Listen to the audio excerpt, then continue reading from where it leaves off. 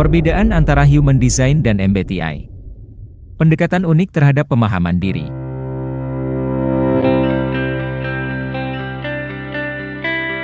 Dalam upaya memahami diri dan interaksi sosial, banyak orang mencari alat yang dapat membantu mereka mengenali kepribadian dan potensi mereka. Dua sistem yang populer adalah Human Design dan Myers-Briggs Type Indicator, MBTI. Meskipun kedua metode ini digunakan untuk tujuan yang serupa, yaitu memahami kepribadian individu, pendekatan dan basis mereka sangat berbeda. Artikel ini akan membahas secara mendalam perbedaan antara Human Design dan MBTI, serta kelebihan dan kekurangan masing-masing metode. Dasar teoritis.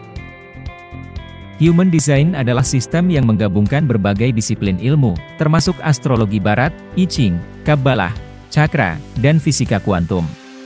Sistem ini dikembangkan oleh Rauruhu pada akhir 1980-an setelah mengalami pengalaman spiritual yang mendalam. Human Design menggunakan informasi tanggal, waktu, dan tempat lahir untuk membuat body graph yang menggambarkan bagaimana energi mengalir dalam diri seseorang dan bagaimana mereka berinteraksi dengan dunia sekitar. Dalam konteks ini, Human Design dapat dilihat sebagai cetak biru energetik manusia sebelum mengalami conditioning lingkungan. MBTI dikembangkan oleh Katharine Cook Briggs dan putrinya Isabel Briggs Myers berdasarkan teori tipe psikologis Carl Jung.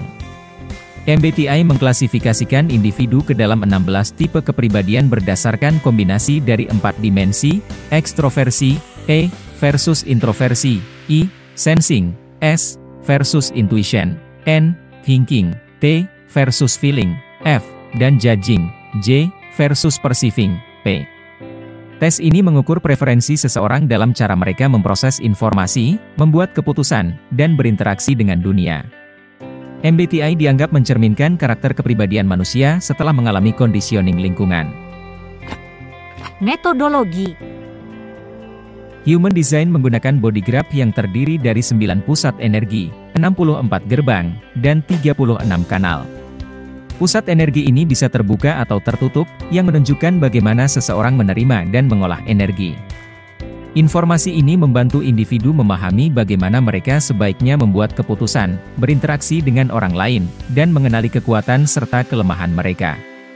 Selain itu, Human Design juga mempertimbangkan profil, seperti 1/3, 2/4, yang memberikan wawasan lebih dalam tentang tujuan hidup dan perjalanan pribadi seseorang. Sementara itu MBTI menggunakan kuesioner yang terdiri dari sejumlah pertanyaan yang membantu menentukan preferensi kepribadian seseorang. Berdasarkan jawaban yang diberikan, individu diklasifikasikan ke dalam salah satu dari 16 tipe kepribadian. Setiap tipe memiliki deskripsi yang menggambarkan cara berpikir, perasaan, dan berperilaku seseorang dalam berbagai situasi.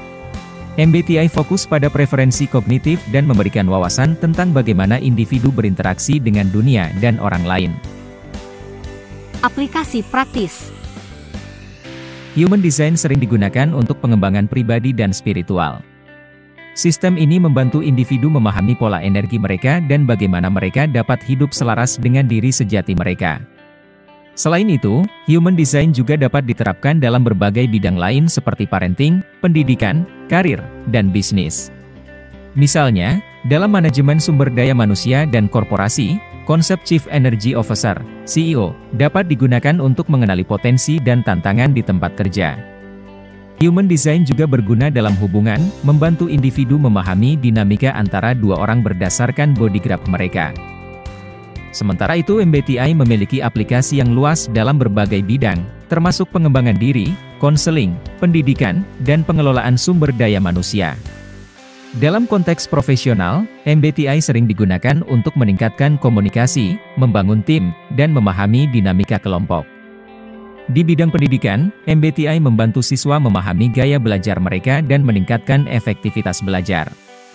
Dalam konseling, MBTI digunakan untuk membantu klien memahami diri mereka sendiri dan meningkatkan hubungan interpersonal. Kelebihan dan kekurangan. Kelebihan Human Design. Pendekatan holistik. Menggabungkan berbagai disiplin ilmu untuk memberikan pandangan yang menyeluruh tentang individu. Personalized insights. Memberikan wawasan mendalam tentang bagaimana energi seseorang bekerja dan berinteraksi dengan dunia. Aplikasi luas. Dapat digunakan dalam berbagai aspek kehidupan seperti parenting, karir, pendidikan, dan manajemen bisnis. Kekurangan Human Design. Kompleksitas. Memerlukan pemahaman yang mendalam untuk interpretasi yang akurat. Basis spiritual dan esoteris. Beberapa orang mungkin sulit menerima validitasnya karena basisnya yang tidak sepenuhnya ilmiah. Kurangnya penelitian empiris. Kurang didukung oleh penelitian ilmiah dibandingkan metode psikologis lainnya. Kelebihan MBTI. Sederhana dan mudah dipahami. Struktur kuesioner yang sederhana membuatnya mudah diakses oleh banyak orang. Dukungan penelitian. Lebih banyak didukung oleh penelitian psikologis dan studi akademik. Aplikasi luas. Digunakan secara luas dalam pendidikan, konseling, dan pengembangan sumber daya manusia.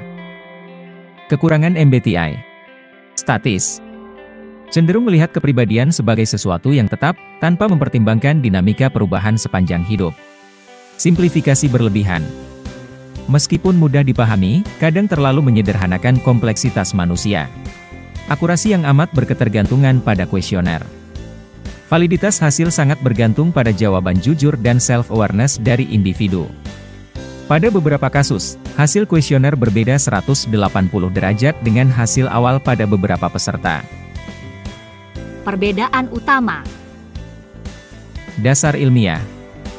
Human Design menggabungkan berbagai disiplin ilmu esoteris dan spiritual. Sementara MBTI didasarkan pada teori psikologis Carl Jung. Metodologi. Human Design menggunakan data kelahiran untuk membuat body graph. Sementara MBTI menggunakan kuesioner untuk menentukan tipe kepribadian. Pendekatan. Human Design lebih fokus pada energi dan pola hidup individu sebelum conditioning lingkungan. Sementara MBTI lebih fokus pada preferensi kognitif dan interaksi sosial setelah mengalami conditioning lingkungan. Aplikasi. Human Design sering digunakan untuk pengembangan pribadi dan spiritual, serta diterapkan dalam parenting, pendidikan, karir, bisnis, dan manajemen SDM serta korporasi melalui konsep Chief Energy Officer, CEO. Sementara MBTI banyak digunakan dalam pendidikan, konseling, dan manajemen sumber daya manusia. Kesimpulan.